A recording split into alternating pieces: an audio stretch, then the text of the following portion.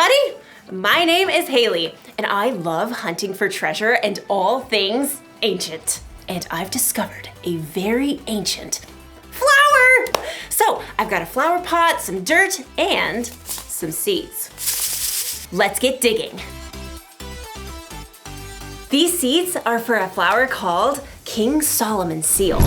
So, they should remind us to have wisdom. Wisdom is finding out what you should do and doing it. King Solomon is thought to be one of the wisest men who ever lived. Some say this very plant was growing in King Solomon's royal palace. 1, 2, 3! Ta-da! While Solomon was king, he built a palace and a temple for God, and he ruled wisely for 40 years. 1, 2, and 3. Ta-da! Next, we smooth it over. There you go, little guys. Go to sleep. Good night. There! Now we wait for it to grow. I'm watching you. Oh, nothing's growing. What am I missing?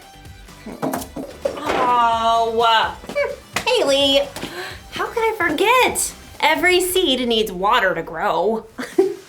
King Solomon would have remembered that. Yay! Sometimes I wish I could be wise like King Solomon. Do you ever wonder how he got to be so wise? Well, we'll find out in today's story. I suspect I'll be admiring my flowers when you get back. See ya! Oh, I think I saw something! Nope. Soon as you get back. Hurry back. The Bible. It's 66 books of history, stories, letters, and poetry that fit together to form God's one big story. The epic adventure of how He created us and loves us so much that He made a way to rescue us. As we travel through the Bible, from Genesis to Revelation, we discover people who met God and found their lives changed forever. Now, for an amazing story, inspired by the book of 1 Kings, chapter 3, verses 4 through 28. Imagine this. You're in a deep sleep, dreaming, when all of a sudden, the creator of the universe shows up and says, "Ask me for anything." Anything. You could ask for anything in the world and have it. What would you say?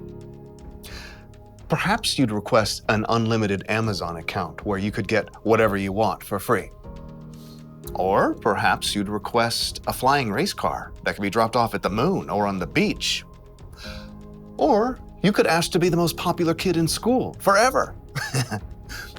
This might sound like a fairy tale, but it's true. It actually happened to a young man named Solomon. When King David died, his son Solomon became king. What are your royal orders, Most Royal Highness? I'm not sure. I've never been king before. Though Solomon was young and inexperienced, his father, King David, taught him to listen to God's words. So, Solomon showed his love for God by obeying his laws. I want to thank the Lord for everything He has done for my family. Solomon traveled to the city of Gibeon, where he offered 1,000 burnt sacrifices to honor God. There is no one like you, God. That night, Solomon sank into a deep sleep, and the Lord appeared before him in a dream. Ask for anything you want me to give you.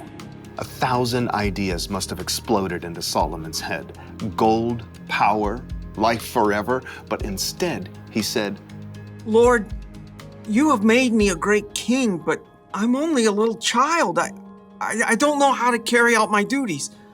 I'm here among the people that you have chosen.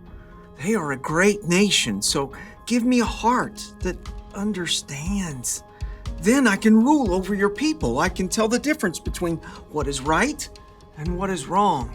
It was a simple request, but one that would change Solomon's life forever. You have not asked to live for a long time. You have not asked to be wealthy. You have not even asked to have your enemies killed. Instead, you have asked for wisdom. I will give you a wise and understanding heart, As long as you live, no other king will be as great as you are. As the dream faded, Solomon woke with a start. Was that real? That was real! Amazed, Solomon returned to Jerusalem, where he once more gave sacrifices to honor God and held a great feast for all his officials. What are we celebrating, Your Most Royal Highness? God has promised to give me wisdom to lead the kingdom.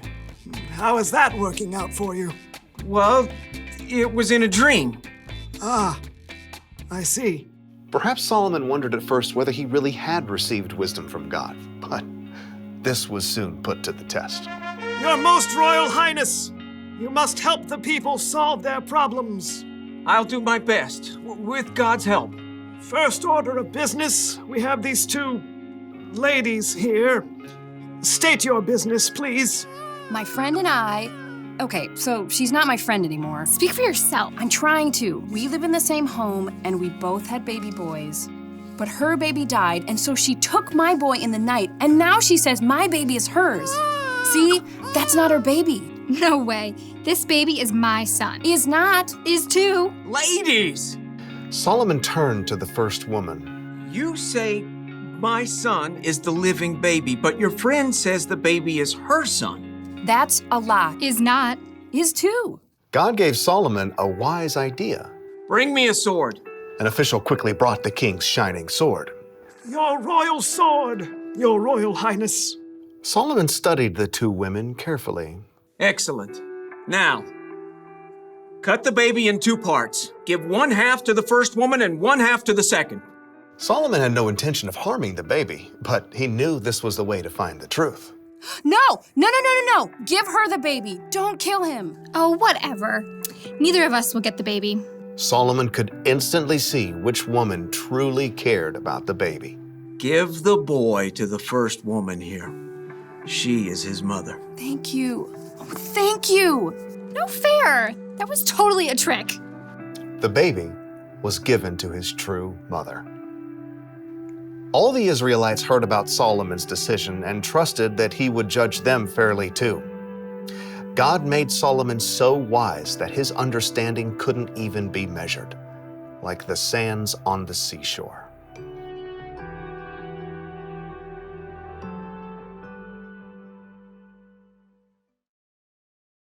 So, plants need water to grow. You know what else they need? Time.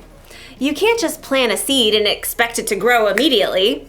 In fact, this plant's seeds takes at least 2 years before they sprout. That's a lot of waiting. Waiting for wisdom can feel like that. When Solomon asked God for wisdom, chances are he didn't wake up the next morning as one of the wisest men on earth. No, it took time for his wisdom to grow. The good news is that we can ask God for wisdom. Jesus' brother James once wrote, "If any of you needs wisdom, you should ask God for it. He will give it to you." Maybe wisdom will just pop into your head right when you need it. Or maybe your wisdom will grow gradually like a flower as you learn from the people you meet, the mistakes you make, and the things you experience. No matter what though, you can trust God to give you wisdom. That's the one thing to remember today. Trust God to give you wisdom. When you have a tough decision to make or some problem that you're dealing with, talk to God about it. Ask Him for the wisdom to know what to do. Then look and listen. If you're having trouble understanding what God is trying to show you, ask someone you trust to help. Wisdom may not come as soon as you think or in the way you think it will, but keep digging. God wants to share His wisdom with you. So, looks like these little flowers aren't gonna grow while I watch. It's gonna take some more time. Check back with me in 2 years, and I will see you then.